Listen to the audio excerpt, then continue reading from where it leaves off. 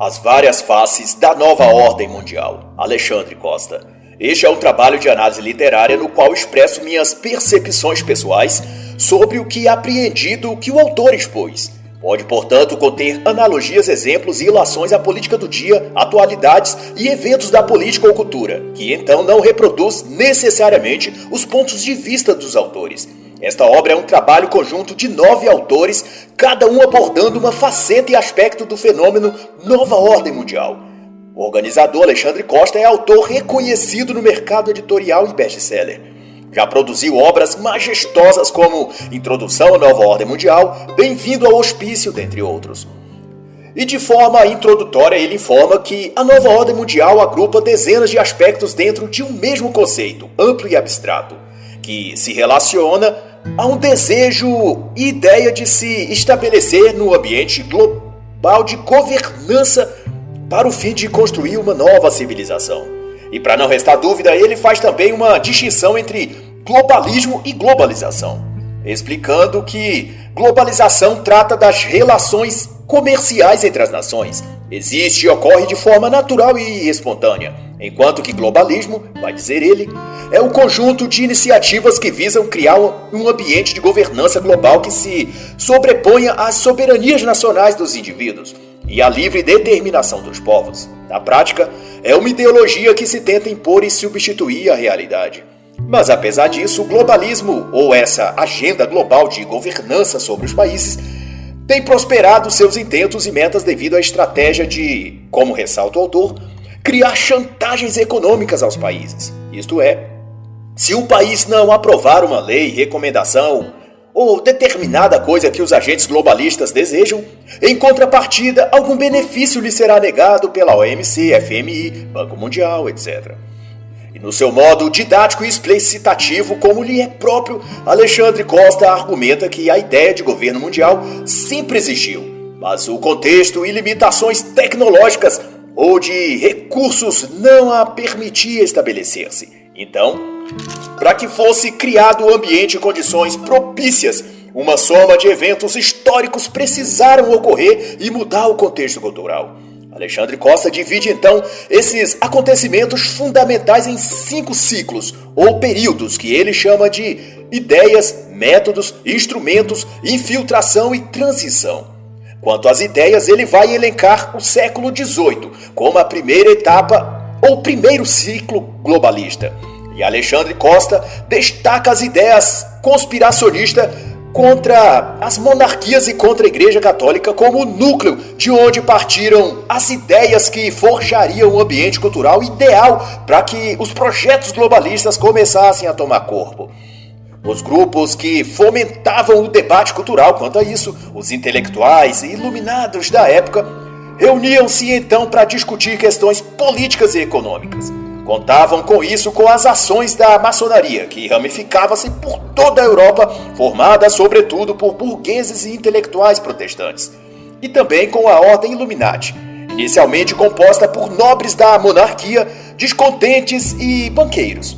Daí começou-se a surgir um corpo consolidado de ideias em forma de metas e objetivos de longo prazo, estas em função de criar a República Universal. De acordo com Alexandre Costa, a disseminação dessas ideias veio a gerar a Revolução Francesa, cujos desdobramentos viria a gerar outros eventos e organismos que contribuiriam nos anos seguintes para perpetuar e estabelecer o pretendido modelo de República Universal. O segundo ciclo, na visão do autor, seria o método, que diz respeito ao transcorrer do período da Revolução Francesa em diante, em que, devido aos desdobramentos desta, foi possível desenvolver estratégias revolucionárias de longo prazo. O método, por sua vez, será embasado em 2 pilares: o Manifesto Comunista, de 1848, e a Sociedade Fabiana, desde 1884. Quanto ao Manifesto Comunista, Alexandre Costa expõe que ele foi um trabalho encomendado pela Sociedade dos Justos, mais tarde chamada de Liga dos Comunistas, criada por um maçom carbonário de nome Philippe Bonaparte. Desde o início, o caráter do Manifesto Comunista é internacionalista, globalista, e sob influência da maçonaria foi penetrada na política e na economia onde quer que fosse possível. Sobre a Sociedade Fabiana, o autor corrobora que Ela nasce da preocupação de intelectuais marxistas preocupados com os métodos radicais dos adeptos dos ideais de Karl Marx. Os fabianos queriam uma transição menos traumática da sociedade vigente à época para um modelo socialista. Ao comentar então o terceiro ciclo, os instrumentos, Alexandre discorre quanto aos aparatos institucionais e organizacionais criados para o fim de controlar e influenciar os meios social, político, econômico e cultural. São estes a Fundação Rockefeller, antes dele a Fundação Kennedy, o Federal Reserve e o Conselho de Relações Exteriores através da família Rockefeller e outras. Alexandre Costa cita também nesse contexto a Liga das Nações em 1919, mais tarde rebatizada de ONU, e que por fim foi o primeiro órgão eminentemente global. Isto é, com prerrogativas oficialmente de natureza e finalidade globalista. E como ressalta o autor, cada ciclo faz gerar, subsequentemente, um outro movimento ou etapa, também importante para o objetivo final de estabelecer uma república universal. Funcionam como engrenagens movimentando uma peça maior que, ao decorrer do tempo, vai tornando-se mais visível, e não por menos, mais mortífera e implacável. O quarto ciclo é a infiltração, que em suma são as agências e organismos internacionais criadas como mecanismos para penetrar nos países via administração pública ou equivalente e a partir daí moldar e dirigir aquele governo ou país para a direção pretendida pelos órgãos dos quais ela descende e para o qual trabalha. E de tal se destaca a FMI, Unesco, Unicef, Banco Mundial, OTAN, Clube Bilderberg, Clube de Roma, Comissão Trilateral, Foro de São Paulo e por aí vai. E por último, o quinto ciclo, chamado pelo autor de Transição, tem, como o nome já diz, referido ao momento atual em que a sociedade é preparada para emergir no projeto totalitário global. E para Alexandre Costa teve seu marco zero em 1990, por ocasião do discurso do então presidente dos Estados Unidos, George Bush pai, em o qual ele anunciou ao mundo a então nova ordem mundial. Para o autor, a nova ordem mundial já deveria ter sido implementada, mas teria sofrido algumas resistências, como a eleição de Donald Trump nos Estados Unidos e, por efeito, algumas mudanças pontuais em alguns outros governos, como no Brasil, onde o próprio Ministério das Relações Exteriores promoveu um congresso sobre o tema globalismo, no qual o próprio Alexandre Costa foi um dos preletores.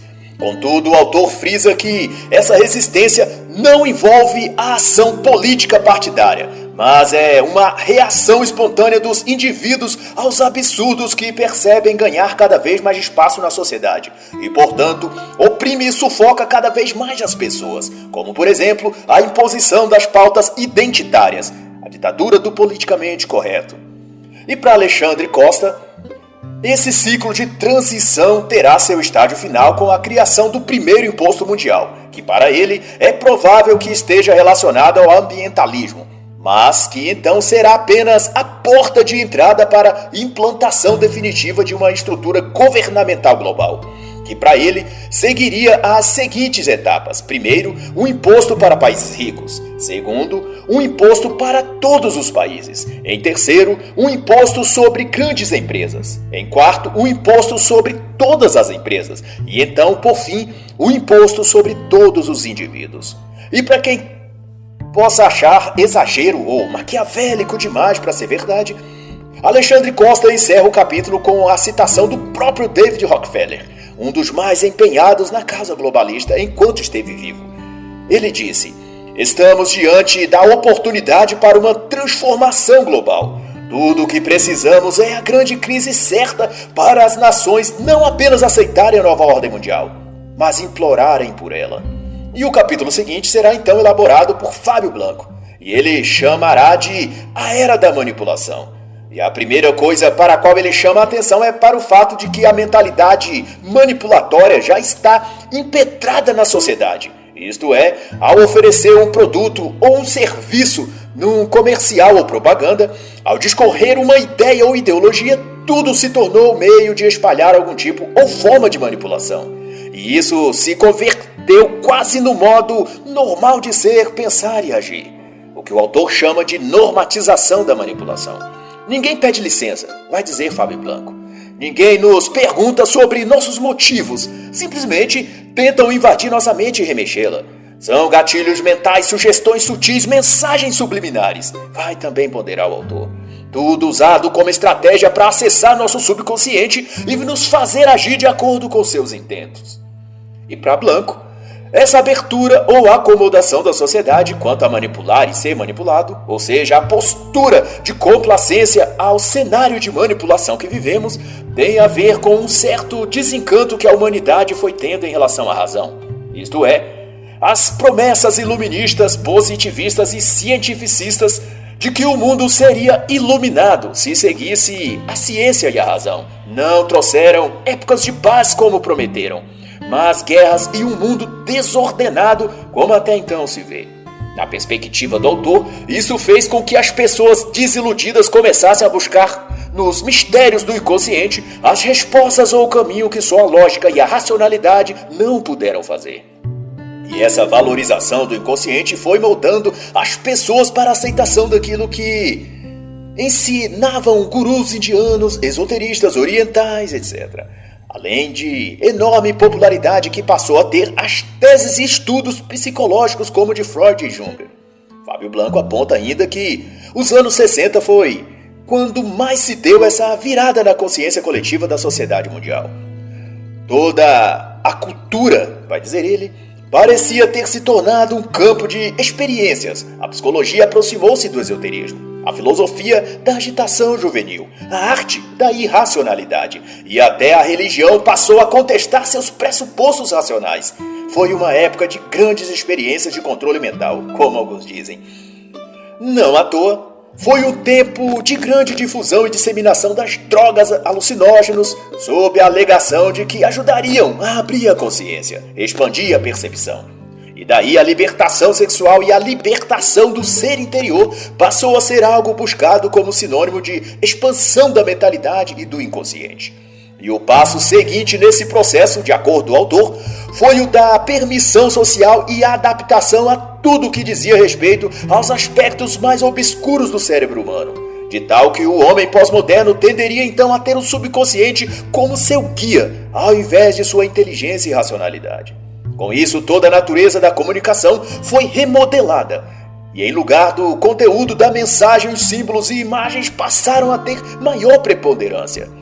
Devido a toda a valorização do inconsciente, os elementos não verbais foram considerados os mais importantes da comunicação, sendo dito que sons e imagens influenciavam mais do que o próprio conteúdo da mensagem. Juntos, som e imagem corresponderiam até a 93% da influência de uma mensagem sobre quem a está recebendo, ao passo que a mensagem pura e simples atingiria apenas 7% de eficácia em fazer o público compreendê-la. Isto porque, segundo tais estudos, a mensagem pelo som e imagem atingiria não o consciente, mas o inconsciente das pessoas.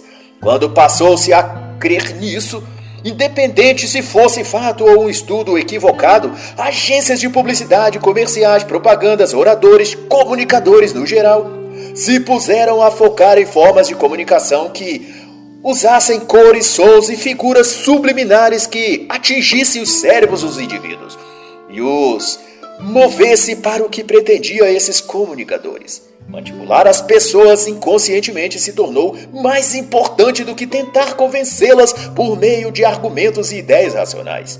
A persuasão psicológica subliminar foi admitida então na sociedade como algo legítimo na arte da comunicação. Mas ressalta, na abordagem que aqui faz o autor, de que a comunicação psicologicamente persuasiva voltada para o inconsciente das pessoas tende a tratá-las como animais ao invés de seres humanos, pois tentar manipular ou induzi-las a uma ação sem dar a elas argumentos lógicos e retóricos para que elas usem sua própria deliberação, capacidade de refletir e raciocinar, é negar a elas o direito de ter suas próprias escolhas e decisões. Apelar aos instintos, vai então dizer o autor, é tratá-las de modo indigno a seres humanos. Concomitante a isso, Fábio Blanco enseja que outros fatores sociopolíticos também foram fundamentais para provocar a aceitação pública da manipulação como algo normal. Foram estas o utilitarismo e o pragmatismo. As ideias pragmáticas, por exemplo, davam conta de que ser prático e objetivo importa mais do que ser decente, de modo que se os resultados são alcançados não importam os meios, desde que o caminho ao objetivo tivera sido encurtado. Já do ponto de vista utilitário, se algo serve a um bem maior ou coletivo, se justifica utilizar quais métodos for. Em certo sentido, ambas concepções equiparam-se e representam uma visão do ser humano como um animal, por instinto e reflexos, que podem ser treinados e condicionados para responderem de determinada forma.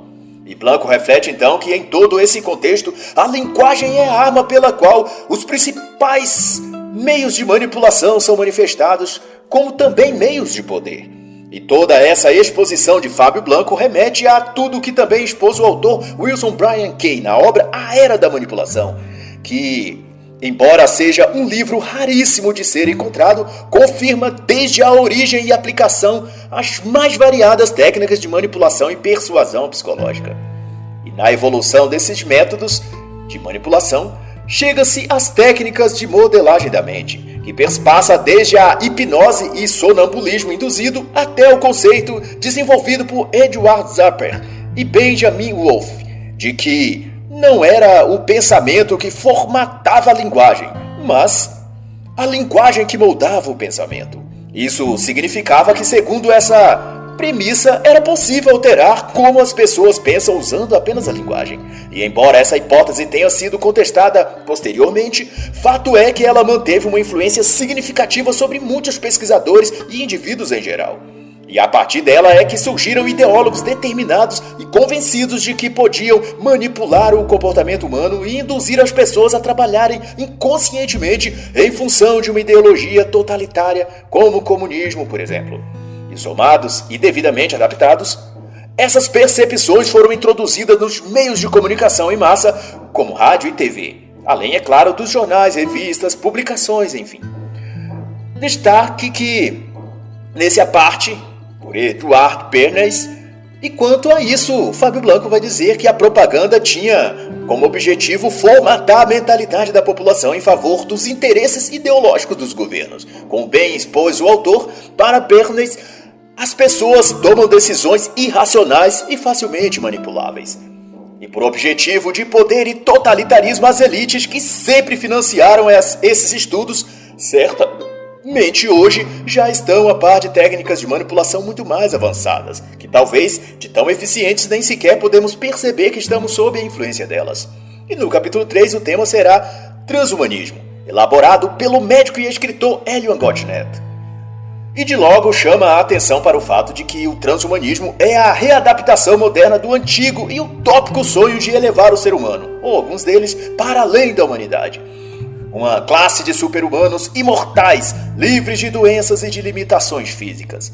E na conceituação do Dr. Angotti, se depreende que o transhumanismo possui ao menos 4 características básicas. A não identificação do ser humano com o próprio corpo, isto é, a alegação de que o ser humano está corporificado, existe um corpo físico por mero acidente evolutivo. Uma espécie de adaptação. Portanto, ele pode ou deve continuar a evolução e transcender esse corpo ou sua condição física. A segunda característica é, em palavras simples, a negação de uma alma mortal no ser humano. A consciência é o que essencializa o seu ser. A terceira, e que emana desta segunda característica, é a concepção de que o corpo físico é uma mera máquina que aprendemos a controlar e dominar, o que inclui poder trocar algumas de suas partes a fim de aprimorá-las. E por fim, a quarta característica primária do transhumanismo é a não separação entre organismo biológico e mecanismos cibernéticos, o que decorre disso o empenho para unir as duas coisas e criar seres biocibernéticos. Aproveito então para recomendar a obra Transhumanismo do autor Aaron McCullen, que aprofunda e detalha toda essa questão das mudanças físicas e estruturais que o pós-humanismo propõe fazer. E na esteira dessas transformações, surge no transhumanismo a ideia de, concomitante às mudanças na estrutura do corpo humano, mudar-se também seu padrão de comportamento, no que concerne a sua moral e caráter. E daí avançam-se pesquisas transhumanistas a fim de desenvolver dispositivos tecnológicos e farmacológicos que moldem o perfil psicológico dos seres humanos. Supõe-se que essas alterações inibiriam as inclinações nocivas socialmente, como a violência, por exemplo. Fazer criaturas mais dóceis, portanto, é a meta do transhumanismo. Mas, como relembra o autor, isso não tem a ver com melhorar os seres humanos, mas em forjar um nível tal de condicionamento psicológico que possibilite a elite tecnocrata controlar completamente os seres humanos. É uma clara tentativa de domesticar a raça humana, por meio de se induzir nela um comportamento submisso através de medicamentos que manipulem seu estado psíquico. E igualmente preocupante é o fato de serão alguns desses homens iluminados que financiam estas pesquisas que escolherão quais características e inclinações naturais, gostos ou caracteres psicológicos as pessoas terão. E Angotti Neto relaciona também o transhumanismo à cosmovisão gnóstica da vida, no sentido mesmo esotérico do termo. Segundo o autor descreve, o gnosticismo encarava o mundo como um tipo estranho de prisão, repleto de desordem, maldade e caos, em o qual o ser humano só pode transcender por meio de uma elevação de si mesmo, que se daria através da gnose, de um processo de conhecimento oculto que ele busca e desperta em si. O homem gnóstico é o salvador de si mesmo. Vai inferir o autor. E isso guarda semelhança para com as crenças e pressupostos transhumanistas, em que especula que o ser humano, por meio da tecnologia e conhecimento científico, poderá salvar a si mesmo, no que concerne em criar condições e mecanismos cibernéticos, farmacológicos e biotecnológicos para suplantar a morte, as limitações físicas e as enfermidades. E Dr. Hélio vai citar então algumas das características dos movimentos gnósticos, invocando para isso nas páginas 65 e 66 as definições de Eric Voegelin. A insatisfação com a realidade, a premissa de que o caos é a fonte de todos os problemas, a possibilidade de salvar-se desse caos e o esforço racional como forma de se atingir a salvação. Dr. Hélio vê ainda no transhumanismo elementos do epicurismo, milenarismo, darwinismo e do cientificismo, e explicará brevemente cada uma destas entre as páginas 67 e 85. E da página 97 até 128, o tema abordado então será a audiência de custódia, que, como bem elabora Cláudia Rodrigues, promotora pública e autora, é uma digital do globalismo na justiça penal brasileira. E assim, a senhora Cláudia Rodrigues Piovesan disserta acerca de alguns fatos ocorrentes na justiça brasileira, que por si só exemplificam perfeitamente o que seja e o que provoca a tal audiência de custódia. E assim, ela descreve: em 12 de julho de 2019, uma juíza do Rio Grande do Sul, integrante de uma associação de juízes brasileiros marxistas, concedeu liberdade a 6 traficantes que tinham sido presos com mais de 4 toneladas de maconha. Na audiência de custódia, alegou-se que os réus teriam sido agredidos pelos policiais que os prenderam. Em outro exemplo, pouco menos de um mês antes desse caso, em junho de 2019, 3 dos 4 assassinos de um sargento da reserva da Polícia Militar foram soltos em audiência de custódia em Manaus, sob os dizeres da juíza de que havia vícios na prova e indícios do delito. Ainda que vídeos dos assassinos executando o sargento cruelmente e a sangue frio circulavam por toda a internet. E em janeiro de 2019, também vai destacar a autora, o detido Lucas Ferreira Dias foi também liberado na audiência de custódia. O criminoso havia sido preso em flagrante em Santa Catarina na posse de um fuzil plataforma Colt 556. De 30 munições calibre 556. Segundo a juíza, que deliberou o ato, o indivíduo era réu primário e não demonstrava periculosidade social. Mas curioso é que o dito cujo pertencia a uma facção criminosa, e tal era seu grau de periculosidade que, ao presidir a audiência, a própria juíza determinou que o réu estivesse algemado. Mas é contraditório que a juíza o tenha liberado por julgar que, para a sociedade, ele não representava risco. Mas ali, diante dela, ele tinha de estar algemado, porque era perigoso. E neste caso em particular, a juíza ainda repreendeu os policiais que conduziram o bandido por terem ferido a dignidade do réu, ao conduzi-lo seminu até o fórum. No caso, o criminoso estava sem camisa. E a autora comenta então que a audiência de custódia foi criada no Brasil pelo Conselho Nacional de Justiça e o Tribunal de Justiça de São Paulo em 2015. Na época, o presidente do Conselho Nacional de Justiça era o ministro da Suprema Corte, Ricardo Lewandowski. O mesmo autor da gambiarra jurídica para manter os direitos políticos da senhora Dilma Rousseff na ocasião de seu impeachment em 2016. Piovesani ratifica ainda que a justificativa para a criação desse adereço jurídico era o de verificar a legalidade da prisão e se o preso conduzido tivera sofrido violência policial. Era o combate, como dizia-se, da cultura do encarceramento instalado no Brasil. Mas logo, os verdadeiros intentos desse projeto ficaria claro, porquanto uma das 3 entidades que acordaram acerca de divulgar e expandir a audiência de custódia para todo o Brasil foi o IDDD, Instituto de Defesa do Direito de Defesa. E não obstante, o primeiro presidente do referido instituto foi o ex-ministro do governo Lula, o advogado Márcio Tomás Basto. E dentre os financiadores do IDDD estão o Fundo Brasil de Direitos Humanos, uma ONG ligada à Fundação Ford e à afamada Open Society de George Soros.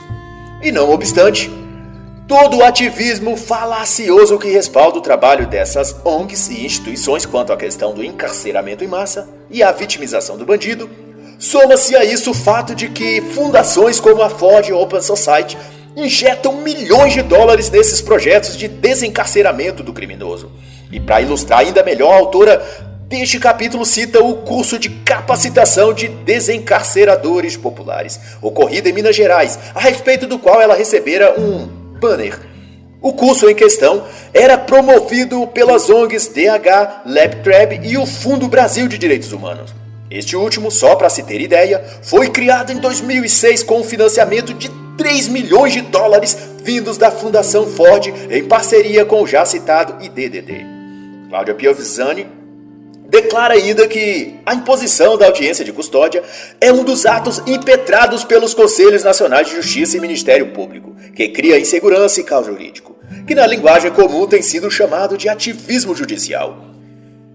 E, em tom de sarcasmo e justificada indignação, da qual eu também compartilho, a autora remete aos dizeres do promotor de justiça do Ministério Público do Rio Grande do Sul, Bruno Amorim Carpes, e da juíza de Minas Gerais, Ludmila Lins Grilo, na página 119.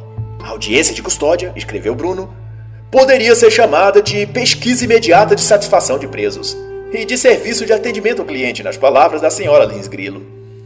Isso porque esse expediente da audiência de custódia só serve ao interesse de oportunizar ao preso a chance de desabafar quanto à sua insatisfação com o serviço prestado por quem o prendeu, e neste caso, ser compensado com a soltura. E para todo efeito, citando ainda a juíza Lins Grilo, a audiência de custódia é o retrato mais atual da bandidolatria. E para acrescentar esse tema, indico então as obras Bandidolatria e Democídio, de Diego Pesce e Leonardo de Jardim, Globalismo e Ativismo Judicial, e Ministério Público para Rir e Chorar, ambos do autor Márcio Tila. E no capítulo seguinte, Andréas Barreto, que é professor, discorrerá sobre o Brexit, referendado em junho de 2016. E para o autor, esse evento foi um sopro de inspiração para os partidos de direita em todo o mundo, que como tal abriu caminho para a eleição de Donald Trump nos Estados Unidos. Para Assi Barreto, tanto o Brexit quanto a eleição de Trump são reflexo de um repúdio popular da sociedade aos ditames globalistas e agenda progressista. Na linguagem do autor, foi a revolta do homem comum, para usar simbolicamente a concepção de Chesterton, que escreveu que a coisa mais extraordinária do mundo é um homem comum, uma mulher comum e seus filhos comuns. Em termos mais simples, significa alguém autêntico, com quem as pessoas pudessem se identificar e que representasse seus valores. De modo geral, votaram no Brexit e em Trump indivíduos trabalhadores simples e que almejam coisas básicas e simples como ter emprego, pagar menos impostos, ao invés de estarem preocupados, como a esquerda progressista finge que elas estão, com banheiros transgêneros nas escolas, etc. Essa revolta do homem comum e simples, portanto, é um soco na cara do globalismo e do progressismo, consequentemente. E mais ainda, o autor concatena aqui que essa revolta das pessoas simples contra o establishment foi a retomada de um sentimento de identificação com a nacionalidade. Patriotas, os mais velhos ou com menor educação formal, justamente foram os que a esquerda desproteger, foram os que se opuseram contra o globalismo progressista. Mas é difícil imaginar, vai continuar ele a dizer, se as classes falantes se deixarão ser pegas de surpresa novamente. Se deixarão ser surpreendidas. E como faz notar o autor, o homem comum insurgiu-se contra o esquema de poder denominado globalismo, dirigido pelo marxismo cultural. E isso se demonstrou no Brexit, na eleição de Trump nos Estados Unidos, e até mesmo na eleição de Jair Bolsonaro aqui no Brasil. No capítulo escrito pelo jornalista Luiz Vilar, o tema será então a mentalidade revolucionária, e chama a atenção o elaborado do autor, em que diz que essa mentalidade ou cosmovisão que embasa a nova ordem mundial, ou globalismo, como preferir, é a de forjar um novo homem. Contudo, esse novo homem é o que substituiu ao fim das contas as suas consciências pela causa que abraçaram, que no caso é o próprio globalismo, por meio de suas inúmeras agendas, abortismo, ideologia de gênero, feminização do homem, descristianização do ocidente, etc. Mas a bem da verdade, o autor salienta isso a dizer que esse novo homem, em formação, é também um idiota útil que promove e propaga aquilo que não enxerga. Mas seja como for, conforme Vilar prescreve, o conservadorismo filosófico é a ideia, ou eu diria antídoto, que fará por sua vez oposição a essa mentalidade revolucionária que corre através dos projetos globalistas. E essa mentalidade, continua ele a dizer, produz os chamados engenheiros sociais, num patamar um pouco acima dos idiotas úteis ou massa de manobra, que são, por sua vez, indivíduos que acreditam ter uma visão irrestrita da complexidade humana e, por isso, salvaguardados do direito de impetrar qualquer processo revolucionário para, supostamente, melhorar o ser humano ou o mundo. É como se andassem com uma plaquinha no pescoço, vai concluir Luiz Vilar, em que se tem escrito, desculpem o transtorno, mas estou mudando o mundo para melhor. E como deixa claro o autor, essa forma de ver a vida parte não de uma percepção de mundo exclusivamente de esquerda ou progressista, mas é fruto do autoritarismo de quem acredita ter a solução para tudo. E esse processo, reforça ele ainda na página 151, começa em comportamentos individuais, para então se expandir em processos coletivizantes. E fato é que depois que internaliza essa perspectiva de mundo, o indivíduo dificilmente percebe que essa mentalidade revolucionária não consiste em construir um novo mundo, mas em destruir o mundo que existe e conhecemos, no que tange aos valores e princípios que sustentam a civilização e sociedade na qual estamos inseridos. E cito, para fazer jus ao que aqui explicita o autor, duas excelentes obras que desnudam como nenhuma outra o desenvolvimento e estabelecimento dessa mentalidade autoritária e ideológica. São O Suicídio do Ocidente, de James Burnham, e A Ideia Revolucionária no Brasil, de João Camilo de Oliveira Torres. E como bem destaca o autor, essa sociedade nova prometida pela mentalidade revolucionária é uma utopia, morta e sem chances de acontecer. Contudo, na tentativa de implantá-la, seus idealizadores se dispõem a perpetrar as mais cruéis formas de violência, tal como fez Lenin, Stalin, Fidel Castro, Mao Tse-tung, Hugo Chávez, Nicolás Maduro e, nos tempos modernos, tal qual efetua Xi Jinping e Kim Jong-un, na China e Coreia do Norte, respectivamente. Todos em total sintonia ao que Marx disse no Manifesto Comunista e também ao que Lenin concluiu ao refletir sobre Marx e Engels. A essência de toda a doutrina de Marx e Engels, escreveu Lenin, é a necessidade de instilar sistematicamente nas massas essa ideia da revolução violenta. E toda essa intentona, é claro, está apoiada na concepção do ser social de Karl Marx. Vai elaborar também o autor, que remete ainda à conceituação de Marx de que o ser social significa que não é a consciência do homem que lhe determina o ser, mas o ser que lhe determina a consciência. De modo mais simples, equivale a dizer que é a vida social, isto é, o coletivo, mais determinante do que o indivíduo, no sentido de que aquilo que lhe é incutido socialmente, pelo meio social em que ele vive, é que formará nele seus valores, hábitos e crenças enraizadas. De modo que a consciência de bem e do mal, ou do que ele acredita ser o bem ou o mal, o certo e o errado, não vem de sua avaliação pessoal e individual, mas daquilo que seu grupo social lhe outorgou desde sua infância, ou seja, não existe verdades absolutas, ontológicas, transcendentes ou algo assim. que se possa acessar a partir de uma reflexão ímpar, pessoal e individual. Mas tudo que existe em termos de crenças, costumes e tradições seriam as convicções e crenças que a comunidade, a família ou o meio social o fizeram assimilar. Tanto por isso é que o jargão mais comum dos revolucionários é de que tudo é uma construção social.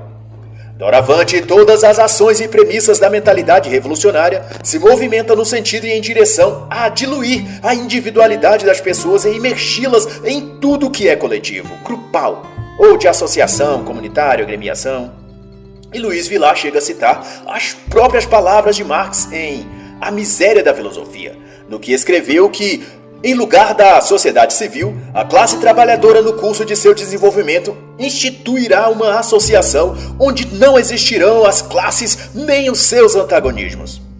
E como uma espécie de ensaio para o utópico futuro de igualdade social total que a utopia coletivista prega, o pensamento revolucionário já prepara as pessoas para essa coletivização da sociedade humana, onde ser um indivíduo, pensar ao invés de apenas replicar um pensamento do grupo para conter essa individualização natural dos seres humanos, os engenheiros sociais do novo mundo globalista trabalham para inserir as pessoas em algum tipo de massa, de rebanho, ou como chamam, um grupo minoritário, os negros, as mulheres, os trans, as ONGs ambientais de direito dos animais ou de anistia dos encarcerados, etc. Em suma, a individualidade é suprimida em função do ser social.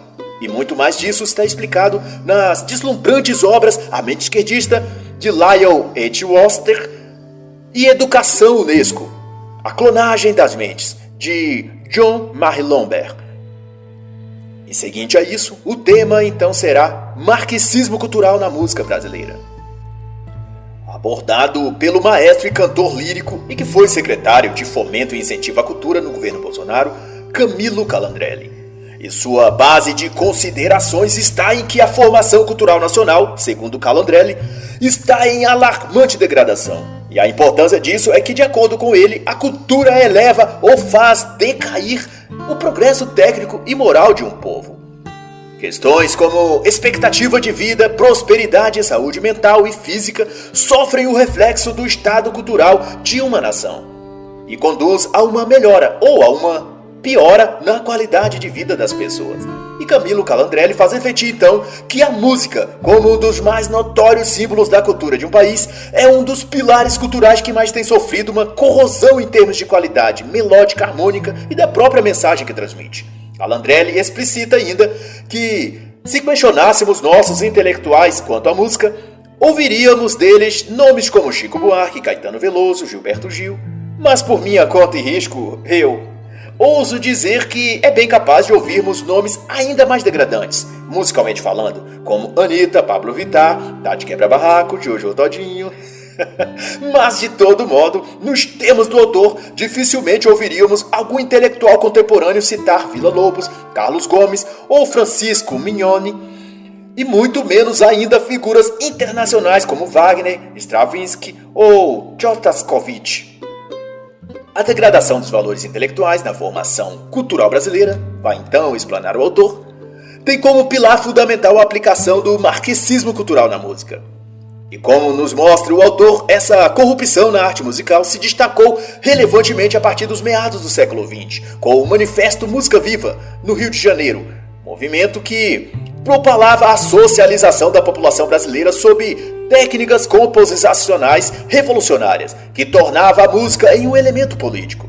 Como bradava as vozes corruptoras da época, a música é um produto da vida social, um reflexo do essencial na realidade, a superestrutura de um regime.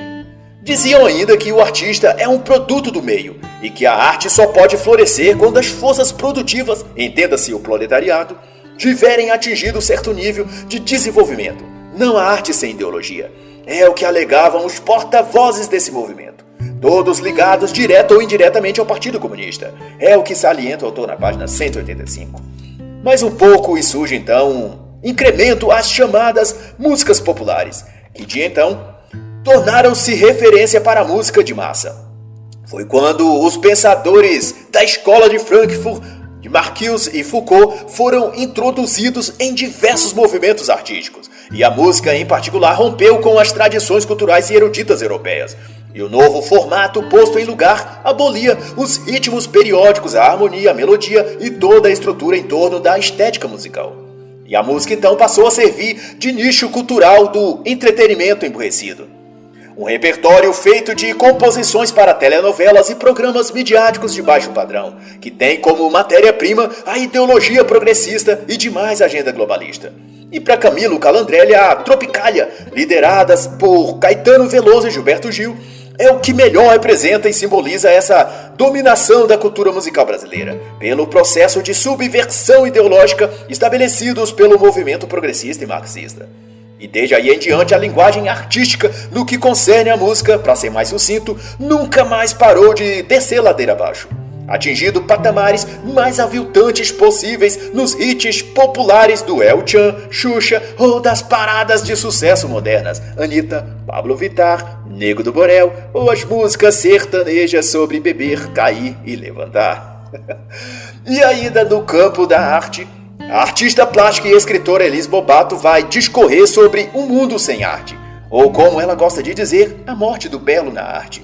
E dentre suas reflexões, indaga num tom retórico: qual é o papel da arte na sociedade? E para ela, a arte, no seu geral, cinema, música, pintura, estão vazias de valores morais e estéticos. E tal é a chamada arte moderna e contemporânea. E no que tange a nova ordem mundial, a autora assevera que essa corrupção nos campos cultural e artístico pretende formar nas pessoas uma espécie de dessensibilização, em o qual os valores essenciais que tornam os indivíduos em humanos e os diferencia dos animais são totalmente destruídos. E esse movimento de esvaziamento da beleza da arte, como bem argumenta a senhora Bobato, foi chamado de arte conceitual, vindo à tona por volta dos anos 1960. E dentro dela, da arte conceitual, ramificaram-se outros movimentos: a arte performática, a arte corporal e a arte narrativa, onde cada uma abordando um escopo específico, cuidaram de desmanchar todos os padrões e métodos tradicionais da arte, como a escultura e a pintura, por exemplo. Uma onda de relativismo moral e estético, vai dizer a autora. A proposta, também vai dizer ela, era tirar a atenção da obra em si e trazer essa atenção para a ideia. E quem abrilhanta ainda mais esse tema da corrosão estética, moral e espiritual da arte são os autores consagrados Roger Scruton, em sua obra Beleza, também Gregory Wolfe, em A Beleza Salvará o Mundo, e como não poderia faltar, A Civilização do Espetáculo, de Vargas Llosa, Nossa Cultura ou O que Restou Dela, de Theodore Dalrymple, e Da Arte do Belo, do professor Carlos Noguet. E Elis Bobato assinala ainda que foi o francês Marcel Duchamp quem inaugurou esse conceito da arte moderna, em que a ideia ou pensamento era mais importante que todo o resto. Duchamp dizia que a arte podia ser feita de qualquer coisa, desde que tivesse a ideia como respaldo. E foi sob essa convicção que ele apresentou em 1917 na exposição em Nova York sua obra de arte chamada A Fonte, que nada mais era senão um mictório comum exposto diante do público. Segundo o próprio Duchamp, o efeito de um objeto exposto sem qualquer implicação de bem ou mau gosto, de bom ou mau gosto, aliás, é desorientar o observador, levando-o a pensar.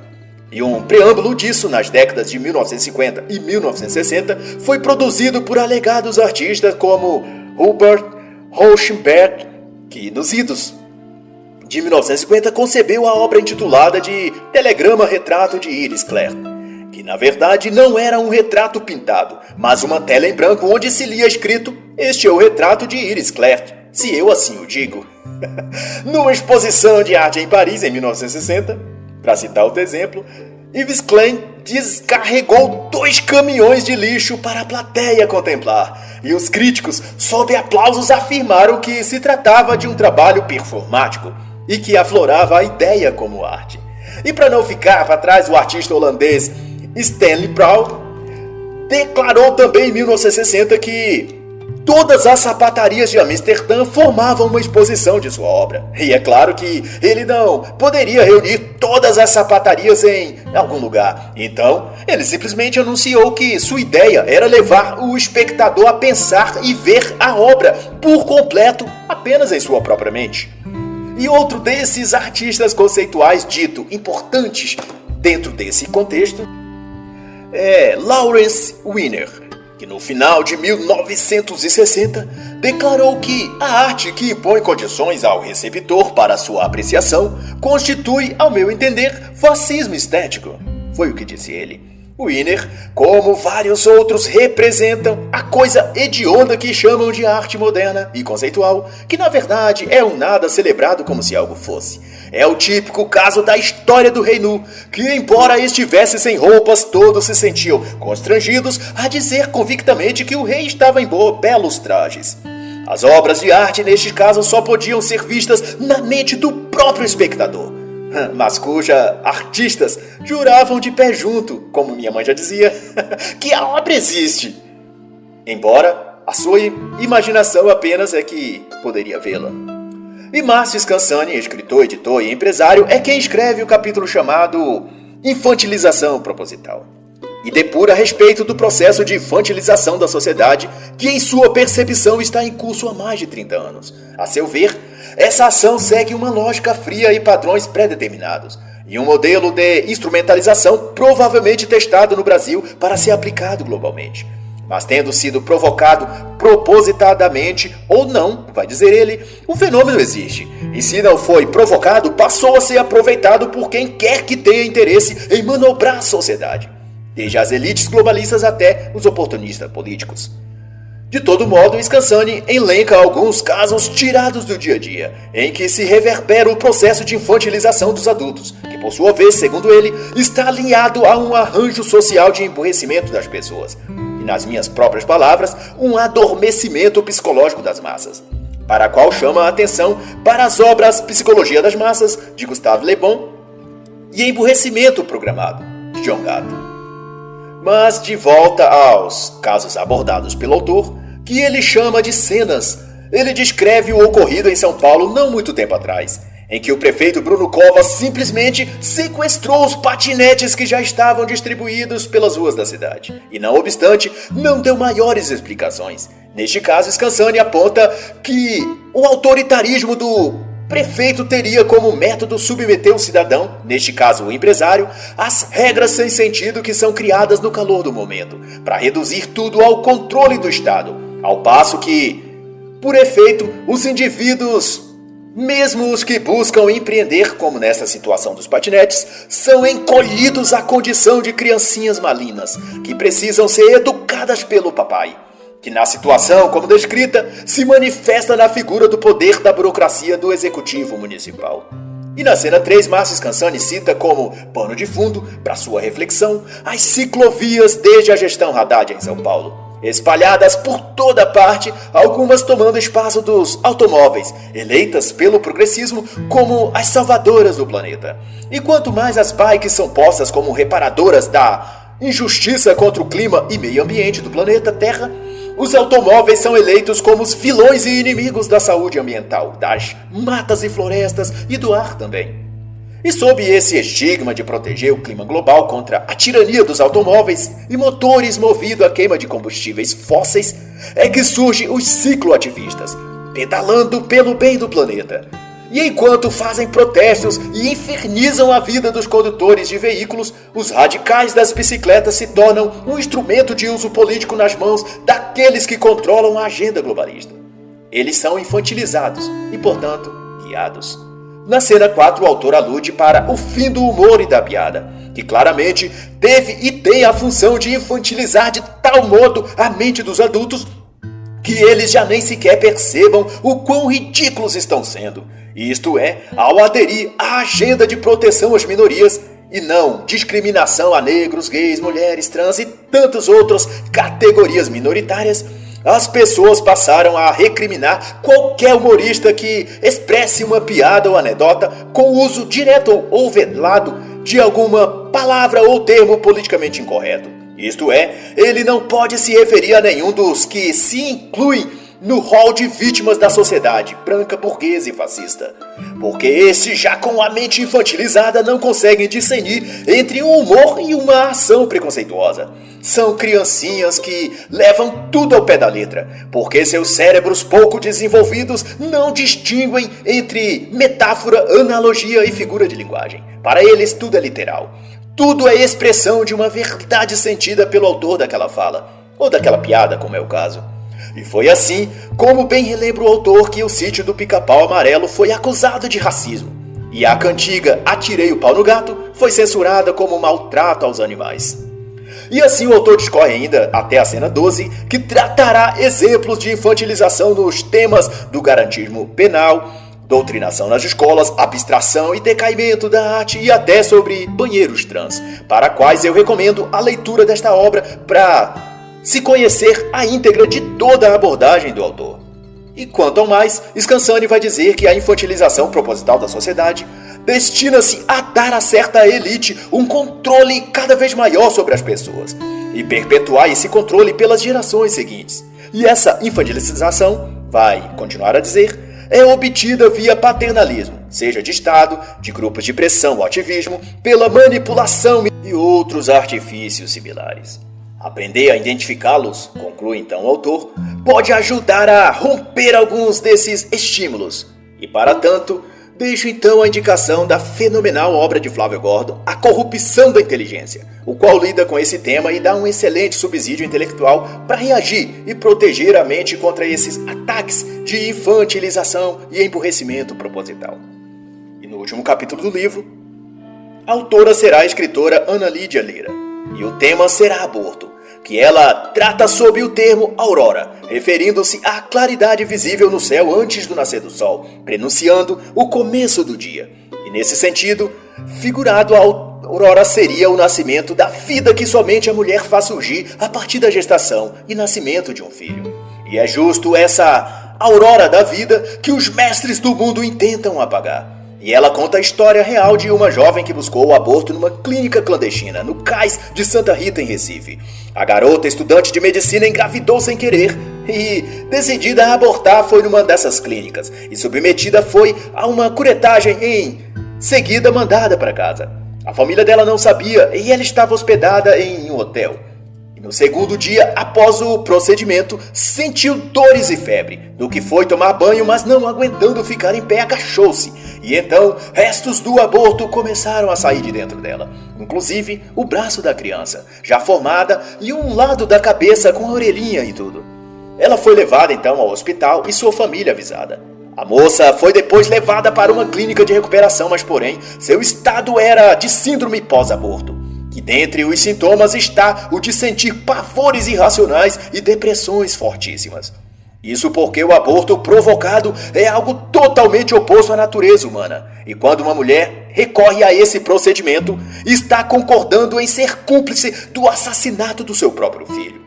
E para finalizar, cito então uma passagem da obra que gosto muito, Contra o Aborto, de Francisco Hudson, pela editora Record 2017. Quando uma mulher decide abortar, independentemente das crenças subjetivas que a motivaram e dos direitos que amparam sua escolha, além de matar uma pessoa, esse ato é objetivamente moral. Defender o aborto é, acima de tudo, defender o direito de uma mulher matar uma pessoa, de eliminar uma vida humana. E assim encerra a análise da obra As Várias Faces da Ordem Mundial, de Alexandre Costa.